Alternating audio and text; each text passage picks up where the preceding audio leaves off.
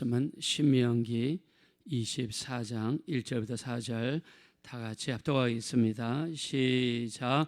사람이 아내를 맞이하여 데려온 후에 그에게 수치되는 일이 있음을 발견하고 그를 기뻐하지 아니하면 이혼 증서를 써서 그의 손에 주고 그를 자기 집에서 내보낼 것이요, 그 여자는 그의 집에서 나가서 다른 사람의 아내가 되려니와 그의 둘째 남편도 그를 미워하여 이혼 증서를 써서 그의 손에 주고 그를 자기 집에서 내보냈거나 또는 그를 아내로 맞이한 둘째 남편이 죽었다 하자 그 여자는 이미 몸을 더럽혔은즉 그를 내보낸 전 남편이 그를 다시 아내로 맞이하지 말지니 여호와 앞에 가증한 것이라. 너는 내 하나님 여호와께서 내게 기업으로 주시는 땅을 범죄하지 말지니라. 아멘. 네, 오늘 본문 말씀은 이스라엘 백성 2세들이 가나안 땅에 들어갔을 때 이혼과 재혼에 대해서 어떤 입장을 취해야 되는지 설명을 하고 있습니다. 어떤 여자가 결혼을 했는데 그 여자의 과거 속에서 합당하지 못한 일이 발견되었습니다. 남자가 이 일 때문에 괴로워하고 힘들어해서 보내고 있을 때 대책을 제시를 했습니다. 이 여자에게 이혼 증서를 주어라. 그리고 여자를 내보내라는 것입니다. 자, 그러면 이혼을 당한 이 여자는 어떻게 해야 되는가? 재혼할 수 있다는 것을 말씀을 했습니다. 가서 다른 남자랑 재혼해서 살라는 것입니다. 자, 그러나 그 두 번째 남자에게도 이혼을 당하거나 두 번째 남자가 죽었을 경우에 어떻게 할 것인가? 자, 이렇게 했을 때 이스라엘 백성 중에서 첫째 남편이 그 재혼했던 자기 옛날 아내, 이 아내를 다시 데려와서 다시 이 여자랑 결합할 수 있는가? 자, 이런 문제가 생겼을 때 성경에서 뭐라고 했습니까? 그 여자를 데려와서는 안 된다.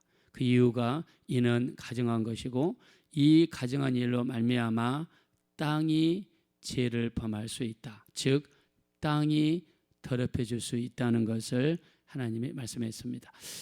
자, 우리가 이 모세 시대는 율법 시대입니다. 율법 시대에는 이혼을 허락했습니다. 그리고 이혼의 증거로서 이혼 증서를 발행하게 했습니다. 자, 이혼 증서를 받은 이 여자는 자유의 몸이 되어서 재혼할 수 있었습니다. 자, 여기서 우리가 볼 때 이혼이 너무 쉽게 묘사가 되어지죠. 자, 그러나 이 일 때문에 바리새인들이 예수님께 가서 오늘 읽었던 이 말씀을 가지고 예수님께 물어본 적이 있습니다. 자, 거기에 대한 내용이 마태복음 19장 4절부터 우리 10절까지 기록을 하고 있는데요. 자, 이혼에 대해서 결혼에 대해서 이야기할 때 예수님은 이렇게 말씀을 하시죠. 자, 우리 마태복음 19장 4절에 보면 사람을 지으신 이가 본래 남자와 여자로 만드시고, 저는 이 마태복음 19장 4절이 정말 너무 깊은 의미가 있다고 생각해요. 사람을 지으신 이는 누굽니까? 삼위일체 하나님이죠. 하나님께서 천지 만물 그리고 이 인간을 만드셨어요. 자, 우리 한번 믿으시면 아멘으로 화답하겠습니다. 자, 하나님이 우리를 창조하셨습니다. 저는 생물 유전공학을 공부했기 때문에 우리 이 창조론 또 진화론에 대해서 굉장히 민감합니다. 여러분, 진화론은 과학이 아닙니다. 과학은 가설을 세우고 실험을 거쳐서 데이터 결과가 나왔을 때 가설과 결과가 일치할 때만이 과학이라고 부르는 거예요. 진화론은 수많은 프로포지션, 가설을 많이 제시했지만 그 자기들이 제시한 가설을 수도 없이 정정하고 수정하고 했습니다. 왜요? 결과가 안 나오니까. 창조론도 과학의 영역에서 볼 때는 과학이 아닙니다. 그러나 어떤 면에서는 과학이에요. 예수님께서 약속하시고 하나님께서 약속하셨죠. 예를 들면 마가복음 16장 17절 18절에 믿는 자들에게는 이런 표적이 따르리니 내 이름으로 귀신을 쫓아내고 새 방언을 말하고 뱀을 집으며 무슨 독을 마실지라도 해를 받지 아니하며 병든 자에게 손을 얹은즉 나으리라 하시니라. 우리 믿으면 아멘 하겠습니다. 자, 우리가 이 말씀을 믿고 행동으로 옮겼을 때 얼마나 많은 사람들에게서 이 가설이, 이 약속이 우리의 삶 속에서 결과로 나타납니까?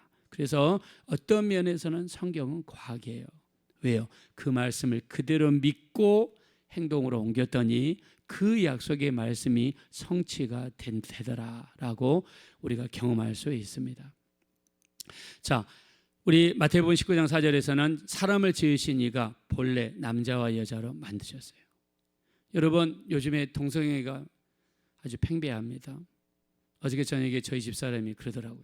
뉴스가 났는데 지난번에 저 서울시에서 동성애 퍼레이드를 했죠. 그때 감리교회에서 목사님들 6분이 거기 가가지고 거기 있는 사람들 축복 기도를 해줬대요. 동성애자들. 그래서 감리교단에서 6명의 목사님들을 파면했답니다. 그래서 다행입니다. 원래 감리교회가 좀 약간 굉장히 진보적이에요. 굉장히 와일드한 좀 거친 목사님들이 많습니다. 여러분, 동성애자를 가서 축복하면 무슨 말이에요?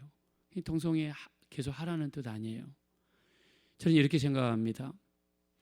우리 마태복음 19장 4절에 의하면 사람을 지으신 이가 본래 남자와 여자로 만드셨지 남자와 남자로 만드셨다고 하지도 않고 여자와 여자로 만드셨다고 하지 않았습니다.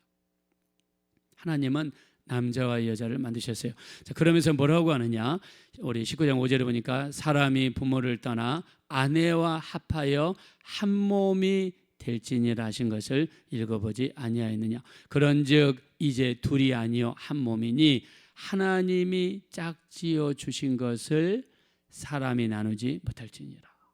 자, 결혼에 대한 정의를 예수님 이렇게 말씀하셨습니다. 마태복음 19장 6절에 하나님이 짝지어 주신 것을 결혼이라는 거예요. 우리가 남자와 여자가 서로 좋아해서 만났다면 그거는 하나님이 짝지어 주신 것으로 받아들여야 될 줄로 믿습니다. 하나님이 짝지어 주신 거죠. 자, 여기서 중요한 비밀이 있습니다. 뭐라고 했습니까? 그런즉 이제는 둘이 아니요 한 몸이니. 자, 결혼을 뭐라고 정의했느냐? 한 몸이라고 했어요. 아니, 남자와 여자 둘이잖아요. 아니, 분명히 우리 눈에는 둘로 보이는데 하나님은 한 몸이라는 거예요. 자, 그러면 제가 결혼을 했습니다. 제가 아내와 저는 한 몸인 거예요. 이게 한 덩어리인 거예요. 내 팔을 꼬집으면 둘이 같이 아파야 돼요. 왜? 한 몸이니까. 한 사람이 상처를 입었으면 같이 아파야 돼요. 한 몸이니까. 한 사람이 힘들고 어려우면 같이 힘들어지고 같이 아파하고 힘들고 어려우면 같이 기도해주고 이게 부부라는 거예요. 자, 근데 좋을 때는 그냥 좋아 죽고 싫으면 이제 원수가 되고 그것 아니라는 거예요. 한 몸은 한 사람이 아프면 같이 아파해주고 한 사람을 잘 못 자면 같이 못 자고 한 사람이 힘들면 같이 힘들어지고 이게 한 몸이지. 여러분, 자, 우리가 몸이 하나입니다. 여러분, 여기 팔이 만약에 바늘에 찔렸어요. 내 몸이면은 내가 엄청나게 아프겠죠. 근데 다른 사람 몸이면 안 아프겠죠.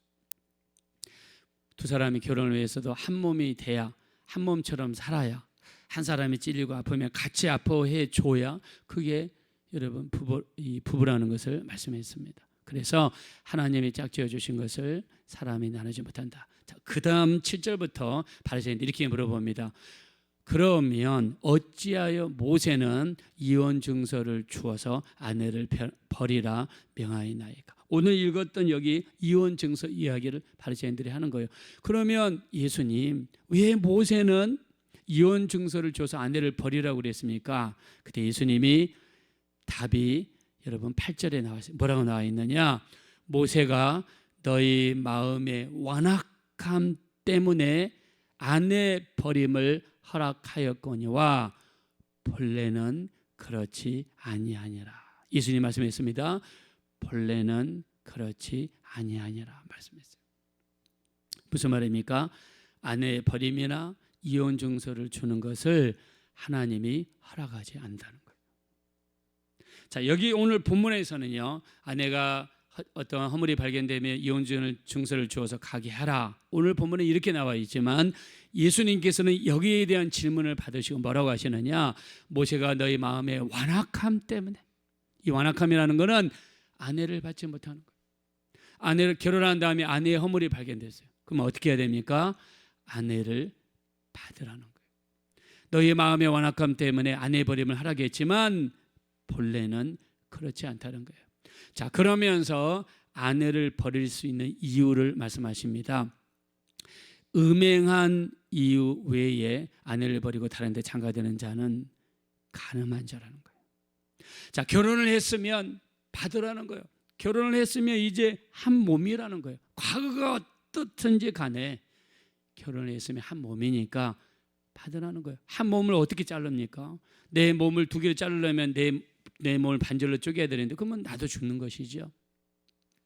그래서 간음한 이후에, 음행한 이후에 아내를 버리고 다른 데 장가드는 것은 간음한 것이라고 그랬습니다. 여러분, 간음한 것 요즘에 하다 많으니까 우리나라에서도 이제 간음죄가 폐지됐습니다. 이제 바람 피우는 거, 다른 여자랑 가서 이날 같으면 현장이 발견되면, 고소하면, 현장이 발각되면 감옥에 갔습니다. 지금은 폐지됐어요. 우리나라에서도 법적으로 폐지됐어요. 왜 폐지됐을까요? 그렇게 하는 사람들이 너무나 많고 이게 일반적인 사회 현상이 되다 보니까 이렇게 됐습니다. 그러면 우리 예수 믿는 사람들도 간음에 대해서 그렇게 받아들여야 될까요? 저는 아니라고 생각합니다. 히브리서 13장 4절에 모든 사람은 결혼을 귀히 여기고 자기 침소를 더럽히지 말라. 음행하는 자들과 간음하는 자들을 하나님이 심판하시느니라. 여러분, 음행하는 자와 간음하는 자를 그냥 심판한다고 하면 되는데 성경에 심판은 단어 앞에다 뭐라 보느냐면 하나님이 심판한다고 그랬어요. 하나님이 직접 심판하시겠다는. 어떤 사람을요? 음행하는 자들과 간음하는 자들을, 이 음행하고 간음하는 죄가 얼마나 무서우면 여러분, 하나님이 직접 심판하시겠다고 히브리서 13장 4절에 기록했습니다. 그래서 우리는 결혼을 했으면은요, 그 다음에 내게는 다시는 결혼 없다. 내가 결혼을 했으면요, 내 아내 위에 이제 다시는 여자는 없다. 이런 마음으로 살아야 돼요. 이런 마음으로 살아야 된다는 것을 성경에 기록하고 있는 거예요. 그러면서 잠언서 5장 15절에 말씀합니다. 내 우물에서 물을 마시며 내 샘물에서 흐르는 물을 마셔라. 내 우물에서 물을 마시라는 뜻은 뭐냐면 네 아내 한 사람으로만 만족하라는 거예요. 그래서 잠언서 5장 18절부터 20절에 보면 내가 젊어서 취한 아내를 즐거워하라. 그 품을 귀히 여기며 그 사랑을 항상 연모하라. 어찌하여 음녀를 연모하겠으며 어찌하여 이방 계집의 가슴을 안겠느냐라고 잠언서 5장 18절부터 20절에 말씀했습니다. 그 품을 항상 족하게 여기며 그 사랑을 항상 연모하라고 말씀했습니다. 그래서 우리가 결혼에 대해서는 하나님이 짝지어 주신 것이다. 그리고 사람이 나누지 못한다. 분명히 예수님이 못을 박았습니다. 우리는 이 말씀에 대해서 정말 하나님 말씀으로 받아들이고 순종하는 역사가 나타나야 될 줄로 믿습니다. 자, 근데 여기서 제가 여러분에게 이혼에 대해서 말씀드리고 싶은 것이 아니라, 만약 여자가 두 번째 재혼을 했는데 그 남편이 죽었어요. 아니면 버림을 받았어요. 그러면 첫째 남편이 마음이 변해가지고 오랜만에 보니까 예뻐요. 오랜만에 보니까 옛날 사랑이 생각이 납니다. 그렇다고 해서 그 버림받은 여자, 그 두 번째 남편이 죽은 여자를 데려오면 안 된다는 거예요. 그 이유를 오늘 4절 말씀에서 하고 있습니다. 자, 4절 말씀으로 가겠습니다. 다시 한번 읽겠습니다. 시작. 그 여자는 이미 몸을 더럽혔은즉 그를 내보낸 전 남편이 그를 다시 아내로 맞이하지 말지니 이 일은 여호와 앞에 가증한 것이라. 너는 내 하나님 여호와께서 내게 기업으로 주시는 땅을 범죄하게 하지 말지니라. 아멘. 만약 그 여자를 데려왔을 경우에 그는 하나님 앞에 가증한 거를, 이 가증한 것, 즉 죄죠. 이 남편의 죄로 말미암아 땅이 더럽힌다는 거예요. 땅이 죄를 범죄하게 된다는 거예요. 땅이 더럽힌다. 여러분, 땅이 더럽혀지는 것, 땅이 저주받는 것, 우리가 성경에 여러 군데에서 발견할 수 있습니다. 아담과 하와가 죄를 범했을 때 어떻게 했습니까? 땅이 저주를 받아 가시와 엉겅퀴를 내기 시작했어요. 땅이 저주를 받았습니다. 남자는 이마에 땀을 흘려야지 먹고 살게 되었고, 여자에게는 해산하는 고통이 왔습니다. 죄로 말미암아 땅이 더러워졌어요. 제가 사무엘하 21장을 읽으면서 놀란 적이 있습니다. 사무엘하 21장에는요, 다윗이 왕으로 재직하고 있을 때에 이스라엘에 3년 동안 기근이 들렸어요. 비가 오지 않고 곡식이 자라지 않아서 3년 동안 사람이 배고픔으로 고생하던 시절이 있었습니다. 자, 여러분, 우리나라에 몇 년 전에 여름에 가물어 가지고 전국에 있는 저수지에 바다까지 드러난 적이 있었어요. 한 해 불과 한 2달 정도 비가 오지 않아 가지고 우리나라 전국에 있는 저수지가 바닥이 난 적이 있어요. 우리나라는요, 지금 장마 기간이죠. 비가 우리나라는 한 번에 확 몰려와 가지고, 우리나라는 산이 많기 때문에 경사가 급합니다. 그 많은 물이 순식간에 바다로 흘러내려가요.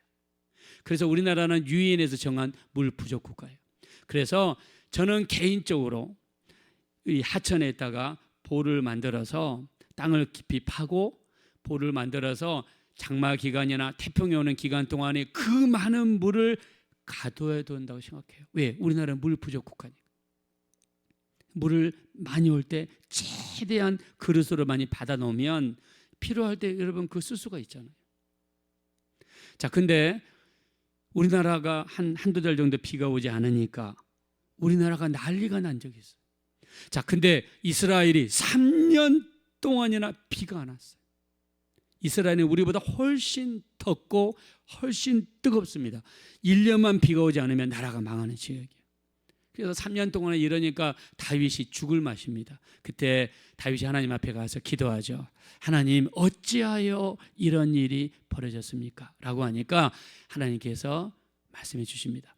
사울 왕에 의해서 몰살을 당한 기브온 사람들이 너희를 향하여 원망하고 저주하기 때문이라는 거예요. 그들을 향한 원망과 원성, 그들의 입에서 나오는 원성이 이스라엘이라는 나라의 땅에 3년 동안 저주를 가졌다는 거예요.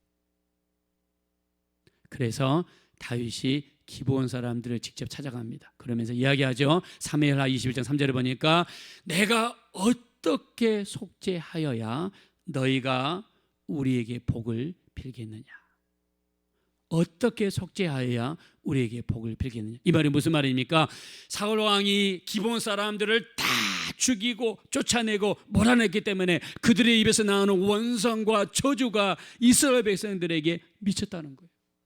그 때문에 땅이 저주를 받았다는 거예요. 기브온 사람들이 이렇게 이야기합니다. 사울 왕 가족 중에서 7명만 목을 달아서 죽이게 해 주십시오. 다윗 왕이 그 이야기를 듣고 허락했어요.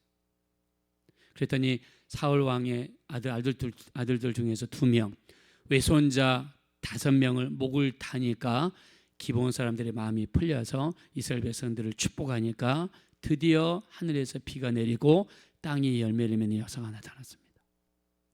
여러분, 다른 사람과 원망의 관계, 내가 다른 사람과 안 좋은 관계가 있어가지고 그 사람이 나에 대해서 원망하고 그 사람이 나에 대해서 혹시나 저주의 말을 품고 그 사람이 혹시 나에 대해서 안 좋은 이야기를 하는 관계가 된다면 그게 우리가 살고 있는 땅에, 우리가 살고 있는 생활에 영향을 미칠 수 있다는 것을 성경에서 말씀하시는 거예요. 그래서 히브리서 12장 14절에 뭐라고 이야기하느냐? 너희는 모든 사람과 더불어 화평함과 거룩함을 좇으라. 이것이 없이는 아무도 너희 주를 뵙지 못하리라 말씀했습니다. 내가 다른 사람을 학대했어요. 내가 다른 사람을 못살게 굴었어요. 그 사람이 날마다 나에 대해서 안 좋은 이야기를 하거나 나에 대해서 혹시나 원성을 하는 말을 하거나 저주하는 말을 한다면 그게 내게 저주로 돌아올 수 있다는 것을 말씀했습니다. 그러면 우리가 이 모든 문제를 해결하기 위해서 어떻게 해야 됩니까? 우리가 받아야 될 저주, 우리가 그들의 원상 때문에, 그들의 저주 때문에 당해야 될 괴로움을 누가 대신 막아주셨습니까?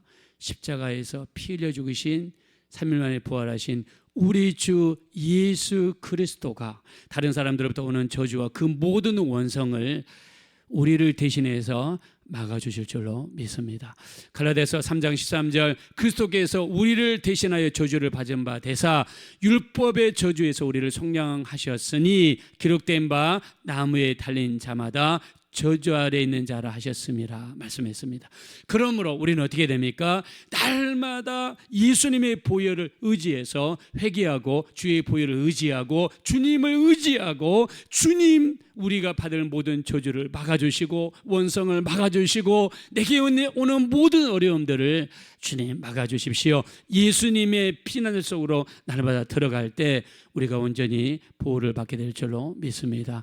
그리고 히브리서 12장 14절 너희는 모든 사람과 더불어 화평함과 거룩함을 쫓아라 라고 명령하셨습니다. 그래서 우리가 주변에 있는 사람들과 사이에서 혹시나 원성관계, 불편한 관계, 끄끄러운 관계가 있다면 풀어야 됩니다.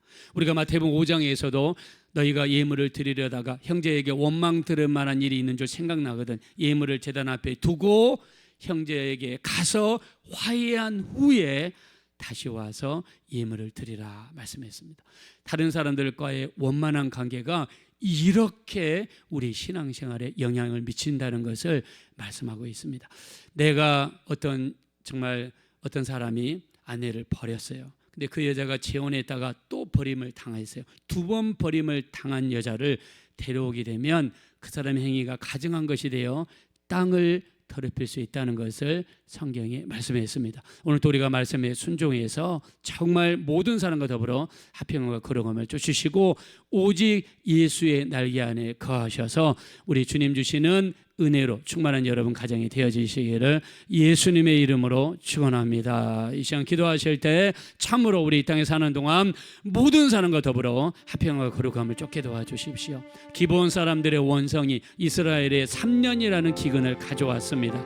그것을 풀었을 때 이 문제가 해결되었습니다. 우리가 다른 사람과의 관계도 풀어야 됩니다. 원망의 관계, 원성의 관계, 안 좋은 관계가 있다면 우리 신앙생활에 영향을 미칠 수 있습니다. 날마다 예수님 보혈을 의지하고 우리 주님 의지하여 승리할 수 있는 우리 모두가 될 수 있도록 도와주십시오. 우리 합심으로 간절히 기도하겠습니다. 돌아오시고자 버려시 하나님 진심으로 감사합니다. 우리가 이 땅에 살면서 우리의 행위가 우리의 범죄가 땅을 더럽힐 수 있다는 것을 오늘 성경 말씀을 통해서 우리가 알았습니다. 우리 하나님 우리가 지은 죄가 얼마나 무서운지 우리 때문에 땅이 더럽혀지고 우리 때문에 땅이 범죄하고 우리 때문에 땅이 어려움을 겪을 수 있다는 것을 알았습니다.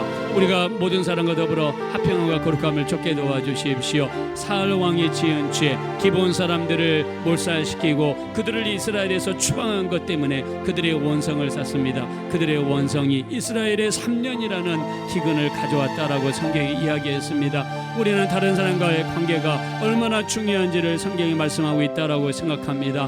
모든 사람과 더불어 화평함과 거룩함을 쫓을 수 있는 우리 모두가 되어질 수 있도록 우리 하나님 역사하여 주시옵소서.